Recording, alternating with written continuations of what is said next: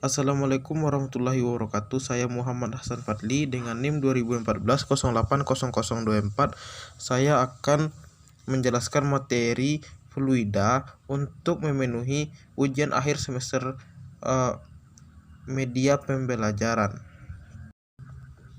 Pertama-tama, fluida atau zat alir adalah segala jenis zat yang dapat mengalir dalam wujud gas maupun cairan berdasarkan pergerakannya.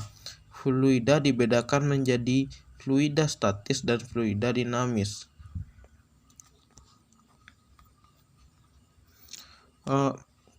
Kita langsung saja masuk ke dalam pengertian fluida statis dan rumus-rumusnya. Fluida statis atau hidrostatika didefinisikan sebagai cabang ilmu fisika yang berkaitan dengan tekanan, keseimbangan air, dan cairan lainnya. Cairan dalam keadaan diam menghadirkan masalah yang jauh dari kata sederhana untuk dipecahkan dibandingkan ketika dengan fluida dinamis. Pada kesempatan kali ini kita akan coba mempelajari rumus fluida statis beserta pengertian dan rumus fluida statis.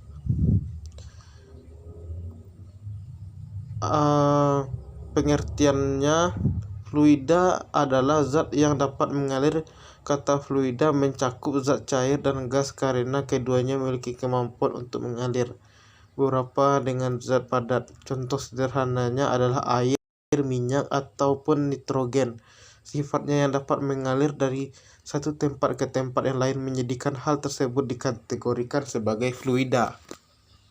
Sedangkan fluida statis adalah fluida yang berada dalam fase tidak bergerak atau diam, atau fluida dalam keadaan bergerak tetapi tak ada perbedaan kecepatan antara partikel fluida tersebut. Bisa juga dikatakan bahwa partikel-partikel fluida tersebut bergerak dengan kecepatan seragam, tidak menimbulkan yang namanya gaya geser. Contohnya seperti air pada gelas yang tidak diberikan gaya akan diam, atau air sungai yang mengalir dengan kecepatan konstan. Beberapa rumus fluida statis adalah sebagai berikut. Yang pertama adalah massa jenis. Dalam fisika, ukuran kepadatan densitas benda homogen disebut massa jenis, yaitu massa per satuan volume. Semakin tinggi massa jenis suatu benda, maka semakin besar pula massa setiap volumenya. Hal ini berfungsi untuk menentukan setiap zat memiliki massa jenis yang berbeda. Secara matematis, massa jenis dituliskan sebagai berikut. Rho sama dengan M per V. Keterangan M sama dengan massa, V volume, dan Rho massa jenis. Bila Rho air lebih besar dari Rho benda, maka benda akan mengapung. Bila keduanya sama besar, maka benda melayang dalam air. Namun jika Rho benda lebih besar daripada Rho air, maka benda dikatakan tenggelam. Lalu yang kedua adalah tekanan hidrostatis. Tekanan hidrostatis pada titik kedalaman berapapun tidak akan dipengaruhi oleh berat air, luasan permukaan air, ataupun bentuk bejana air, melainkan dipengaruhi oleh luas dari objek yang menerimanya atau kedalaman ukur tekanan hidrostatis. Tekanan hidrostatis menekan ke segala arah merupakan gaya yang diberikan pada luasan yang diukur atau dapat dihitung. Kedalaman dari objek persamaan untuk hal ini adalah pH sama dengan Rho dikali G dikali H, dengan keterangan Rho sama dengan massa jenis air. Untuk air tawar, Rho sama dengan 1000 kg per M pangkat 3, dan G besar percepatan gravitasi. Dan untuk H, titik kedalaman yang diukur dari permukaan air.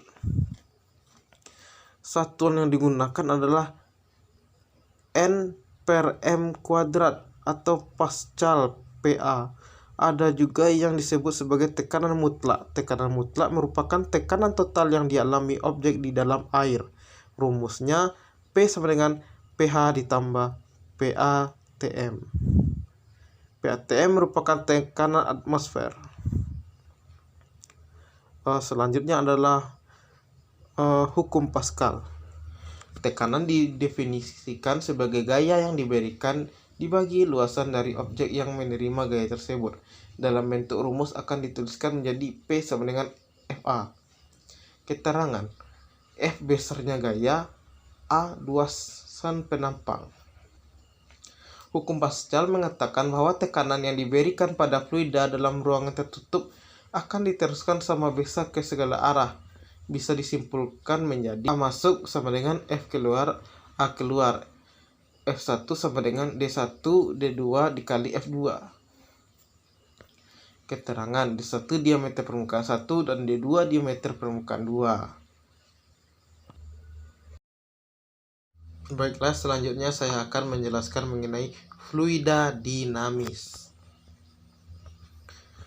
Fluida dinamis ya, yang juga kita sebut dengan hidrodinamika, adalah cabang ilmu yang mempelajari tentang fluida yang mengalir, bergerak.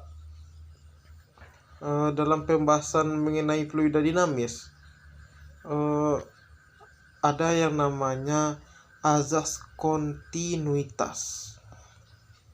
Azas kontinuitas adalah ketentuan yang menyatakan bahwa untuk fluida yang tak termampatkan dan mengalir dalam keadaan tunak, maka laju aliran volume di setiap titik fluida tersebut adalah sama.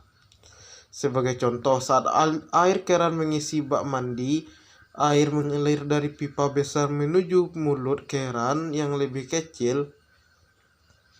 Terdapat perbedaan luas antara mulut keran dengan pipa, sehingga kecepatan aliran air pun berbeda. Namun debit air yang mengalir tetap sama. Itulah yang dinamakan azas kontinuitas.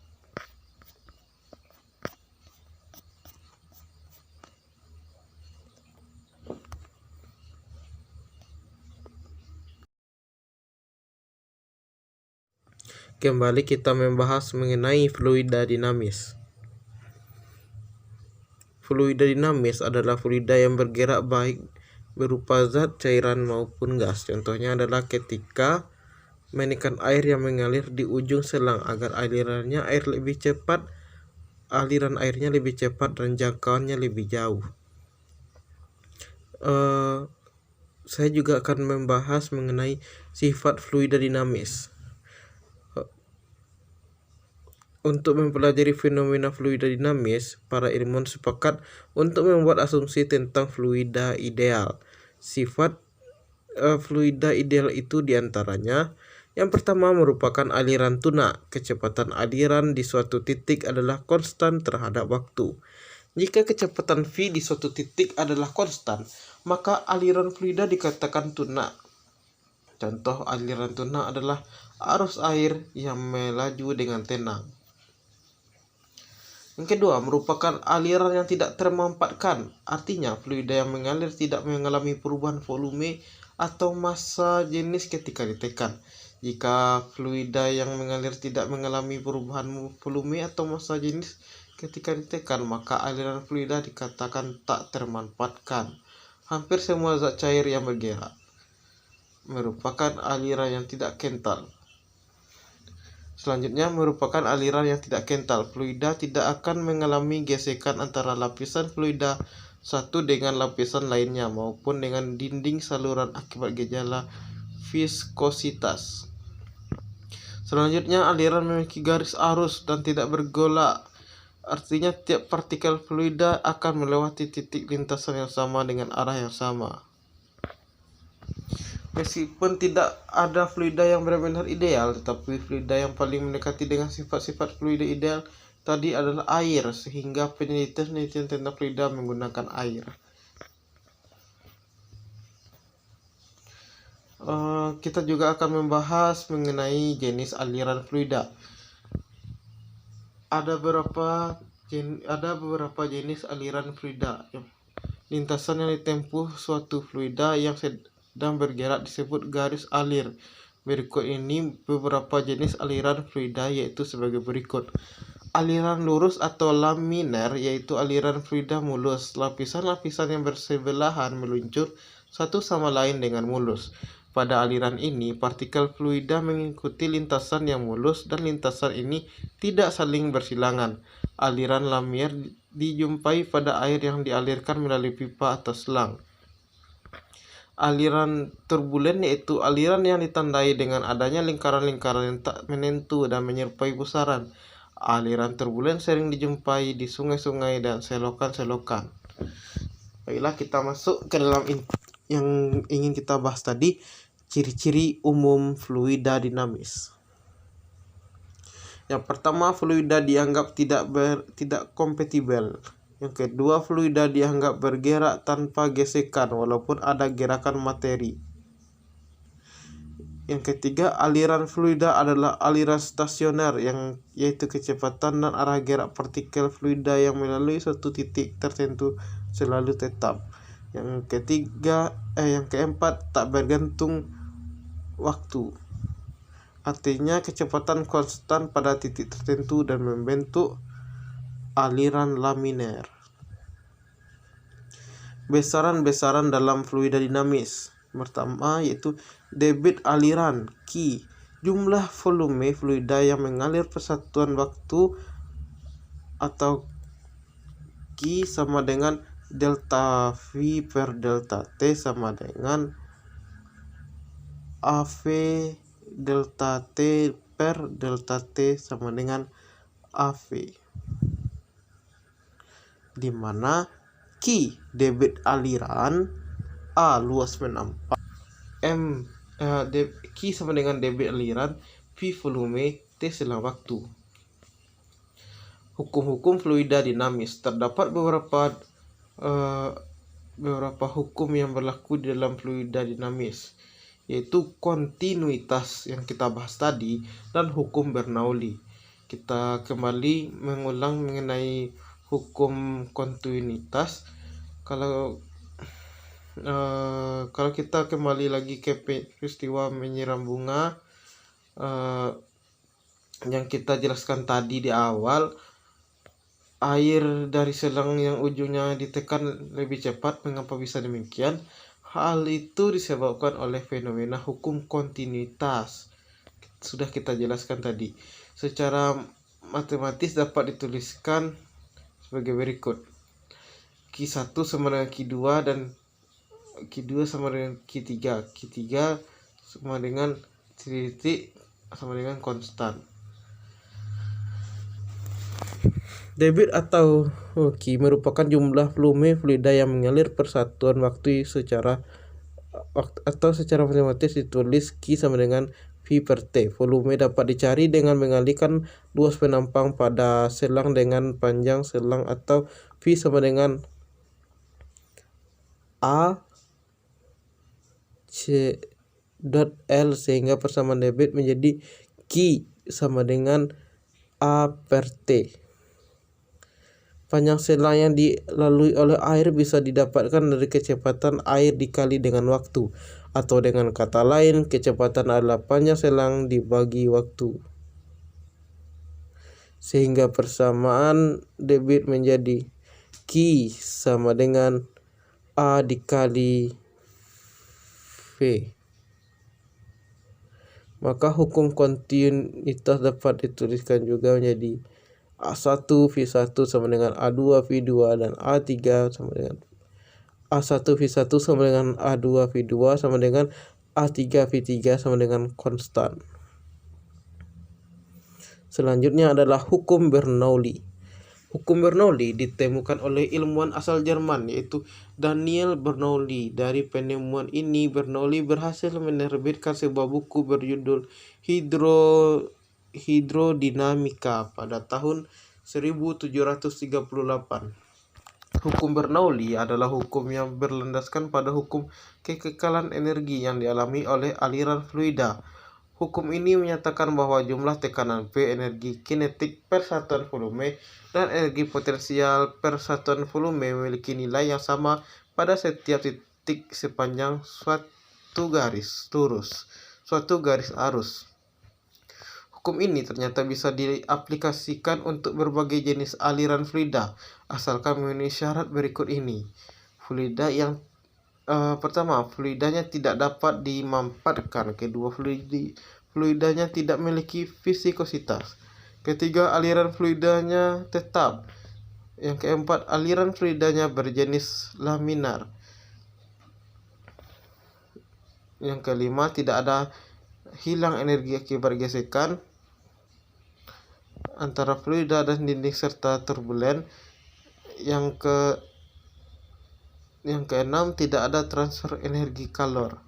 Dalam hal ini berlaku hukum Bernoulli yang menyatakan bahwa jumlah dari tekanan P, energi kinetik persatuan volume, dan energi potensial persatuan volume memiliki nilai yang sama pada setiap titik sepanjang suatu garis arus. Jika hukum Bernoulli dinyatakan dalam persamaan menjadi P1 tambah setengah P1 V1 kuadrat ditambah P1 GH1 sama dengan P2 ditambah setengah P2 V2 kuadrat ditambah P2 GH2.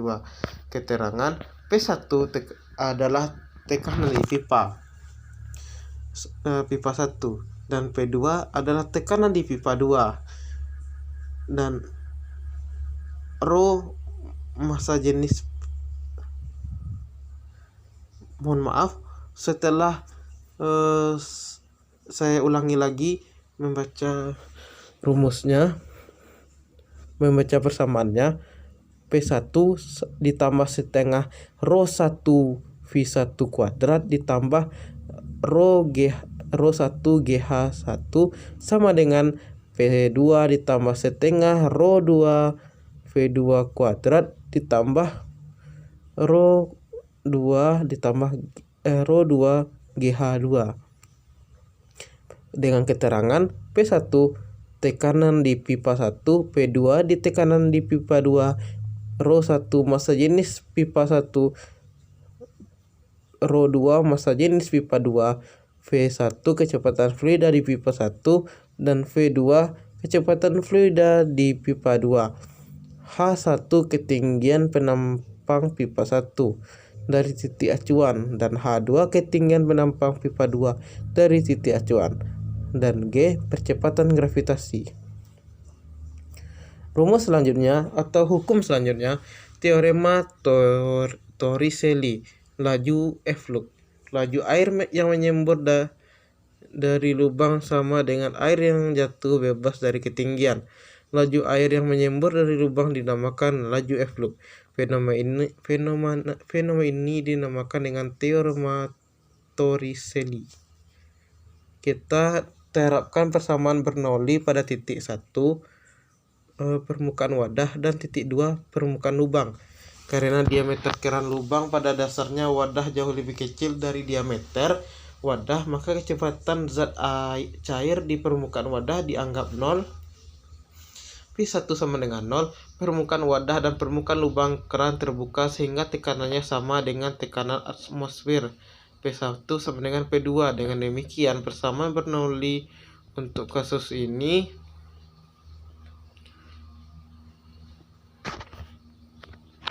seperti tadi, P1 ditambah setengah rho V1 kuadrat ditambah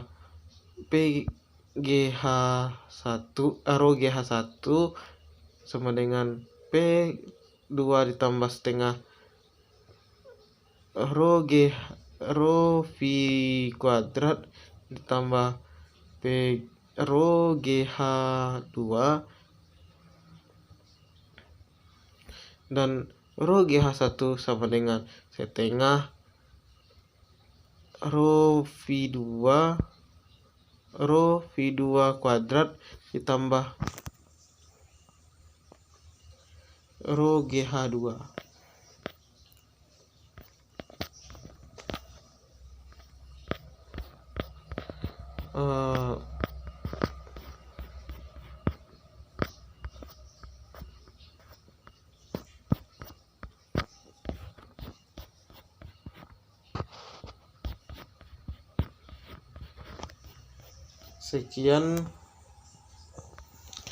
Sekianlah yang dapat saya sampaikan.